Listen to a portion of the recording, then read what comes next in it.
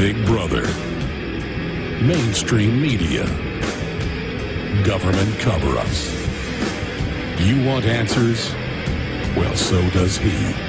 Live from Austin, Texas, broadcasting worldwide, it's Alex Jones.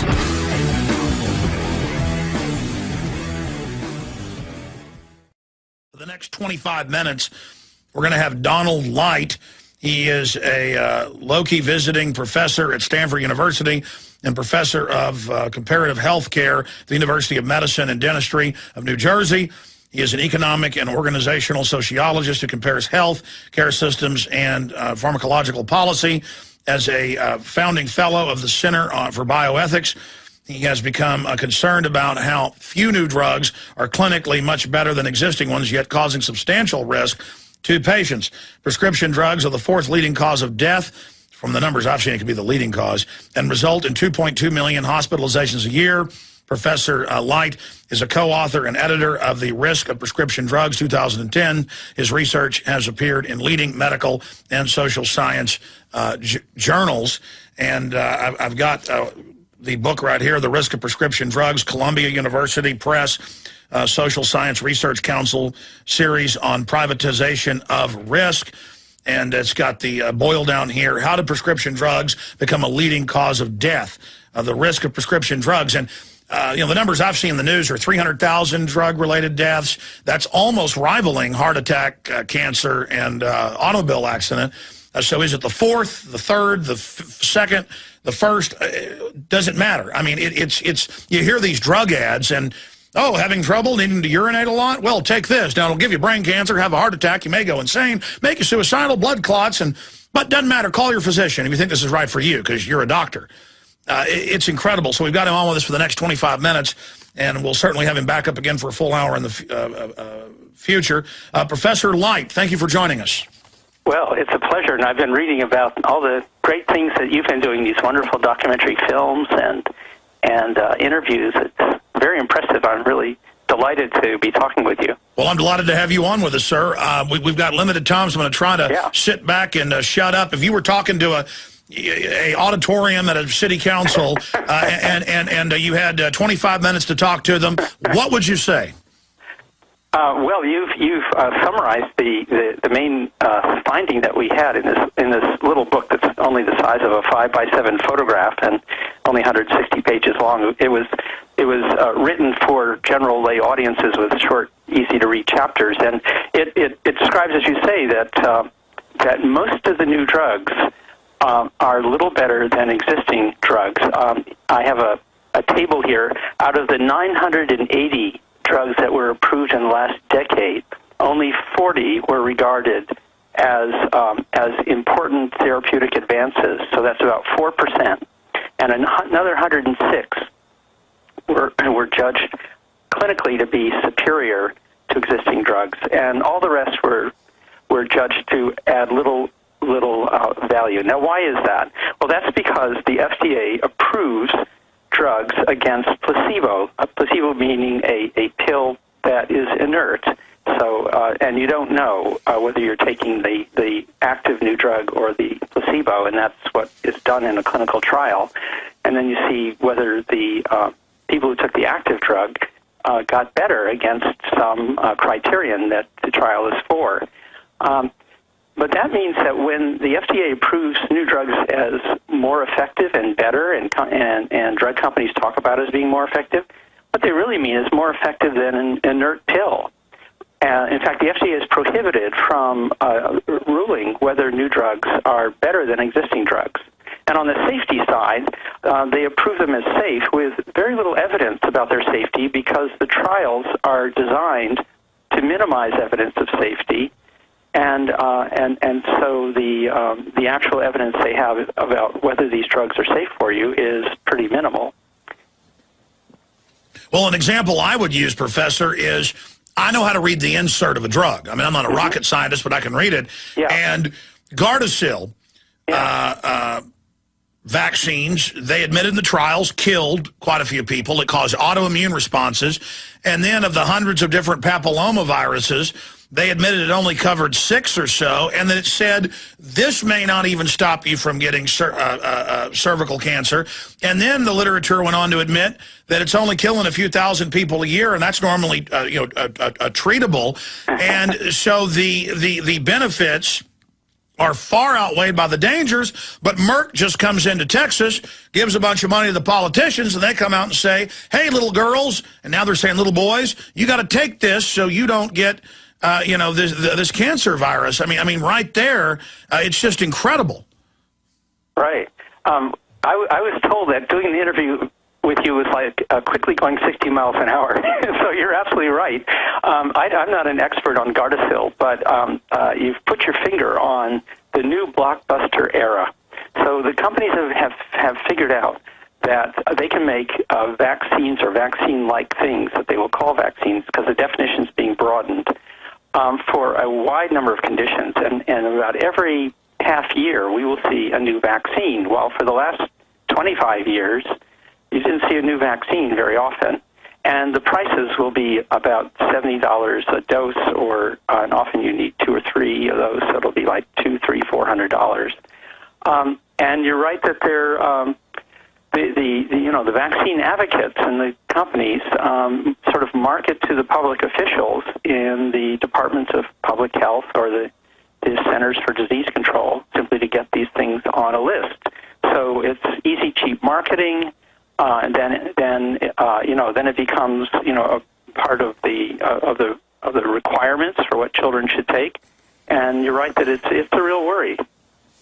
Well, it just builds it in that the business model of these companies is to come lobby government to push something on you. But your book, it goes over the real evidence of how much harm these drugs are causing, and more of medicine is just here. Take these drugs. Yeah. So continue going through the serious risk that we're looking at here. Okay. Well, one thing I think is worth saying is that drug companies are amongst our most enlightened and sophisticated corporations, and they do a lot of serious good science. And I live in an area where there are a lot of people who work for drug companies, and there are lots of wonderful employees at those companies. What I find disturbing are what must be executive decisions that are being made, many layers above by the people pulling down several $1 million a year in salaries and bonuses, above all the good staff people at drug companies.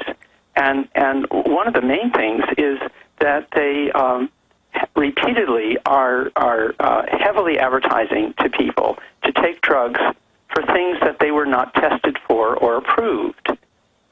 In the last 2 years, Alex, drug companies have paid $6 billion in fines from prosecutions by attorney generals for illegal marketing and getting people to take drugs for reasons that are not approved. This includes Johnson & Johnson. Pfizer is the biggest, $2.3 billion in fines in the last 2 years. Eli Lilly, $1.4 billion. GlaxoSmithKline, $400 million. Sanofi, Merck, Eli Lilly, everyone you've ever heard of, Abbott, and then ones that you probably haven't heard, listeners may not have heard of, all aggressively promoting to your doctors and to all of us through advertising, which, by the way, we're one of only 2 countries in the world that allow direct-to-consumer advertising, because the whole idea behind prescription drugs was for 50 years that it was your doctor who decided whether you needed a certain drug, and it was the doctor whose job it was to stay on top of developments. Now with this direct advertising, they're getting patients to go in and tell the doctor what to prescribe, and often for a condition that's not been tested for. Well, it just gets crazier and crazier by the minute. Yeah. So, one simple thing that we recommend at the end of this little book, which is only $15, I think it's the cheapest book that Columbia Press has ever published, and I make no money on it. It was funded by the MacArthur Foundation in Chicago, and they just paid us fees to do the writing that we did, so we get no royalties. But I just think people need to read this little book and learn about this issue and talk about it and protect themselves. So one thing that's recommended in the last short chapter is that whenever a drug is prescribed for an unapproved use, which is called off-label, but I think unapproved use really puts it on the table clearly, is assigned consent. So your doctor should hand you a piece of paper. It might have one sentence saying, I understand that this prescription is being given to me by my doctor for a condition for which it has not been approved, and I agree. And I mean, I think if most of your listeners were handed a piece of paper like that, they'd say, well, doctor, what's going on? Why are you doing this? And well, I mean, we see doctors that and clinics that aren't even checking to see what other medications you're on, and I see even young people now with big tables just full of different pills they're taking. Right. I mean, and then all these weird drug interactions. What are the numbers? What do we know? I mean, how many people a year die from these drug interactions? Well, the total estimated deaths from hospitalized patients is 111,000. But as you said so well at the beginning, it was a wonderful introduction you gave to this talk. We don't know how many more, because that doesn't count all the people who die at home, at work, driving, walking, and so forth. So it's a very limited measure that we have. And there's one of the things that really appalls me is here is the roughly the fourth, or as you say, it might be the third leading cause of death, and there are relatively few efforts to track and detail studies. So when you ask, well, how many people die from drug interactions, from what's called polypharmacy, taking 2, 3, 4, 5 drugs, I can't think of a study that actually does more than just guess what that is. So we only know about the surface of the tip of the iceberg. Stay there, Professor. We're going to come back and continue to discuss this on the other side. Then Lord Monken's coming up.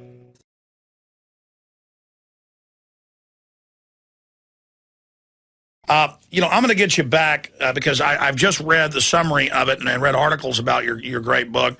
But I want to get you back in the future after I read the whole book to really go through it when I'm more educated. But I mean, it just seems that the government freaks out about a few people dying from terrorism, but more people die from bee stings every year. But then meanwhile, you've got one of the major causes of death. And I see wilder and wilder ads for drugs where it sounds like the side effects are 1,000 times worse than what it's treating. So I'm glad your book is really trying to bring some light to this, Professor Light. And tell folks where they can get the book. Oh, well, the best place is Amazon, and you just put in the risks of prescription drugs. My website is pharmamyths.net. That's PHARMA myths, MYTHS.net. Because I've also been looking into the claims by companies that it costs an average of $1.3 billion in research and development to bring a new drug to market, extremely expensive. And when you break down their numbers, and all the numbers are created by economists who are retained by the companies, it comes out to be a small fraction of that because they use all kinds of inflators to puff the number up. Wow. I look forward to having you back on for a full hour in the near future. Professor, give us that website one more time. It's PharmaMyths, PHARMAMYTHS.net, and it's the risk of prescription drugs. And I thought I'd give you one example, if we have a minute, sure, of a misleading ad. So this is an ad for Lipitor about a few days ago. It starts with saying, did you know more than 80% of people who have heart attacks have high cholesterol? Now, how is that misleading? Well, because although it's true, 90% of the people who have cholesterol don't have heart attacks. It's a different denominator. If you start with all the people with heart attacks, most of them have 10 fingers and 80% of them have cholesterol. Okay? But if you start with the millions and millions of people with high cholesterol, very few of them have heart attacks, and the evidence is quite clear now that taking statins to lower cholesterol in people who do not already have a risk of heart disease does not reduce the probability of dying. It does not decrease the... Well, now they want to put statins in the water. Have you seen those announcements? Yeah. Mm-hmm. I mean, is Big Pharma just going to take over our total, economy. I mean, it's like GMO, closely allied with Big Pharma, basically the same group. Oh, we don't want you to know this is a GMO salmon that's part insect or part eel. Oh, we don't want you to know this goat's part insect. Oh, we don't want you to know that corn in studies caused all sorts of birth defects. I mean, just on and on and on. Professor, great having you on. Look forward to talking to you again in the future when I've had a chance to read the book. See you next week. You bet. Take care. Thursday. All right, buddy. Thank you so much for joining us. We're going to be right back, ladies and gentlemen, after this break. And then at 8 after, we've got Lord Christopher Monckton with key intel coming up from what's going on down in Mexico with the UN meeting. I've got some other important news I want to hit on in the brief segment coming up. Hour number 3 is 70 seconds away. Don't forget, prisonplanet.tv, simulcasting the radio show. Visit Infowars.com and PrisonPlanet.com. When you're on the sites, you can also tune in 24 hours a day to my daily radio broadcast. There's also a free iPhone app to listen to the syndicated radio show when and where you want.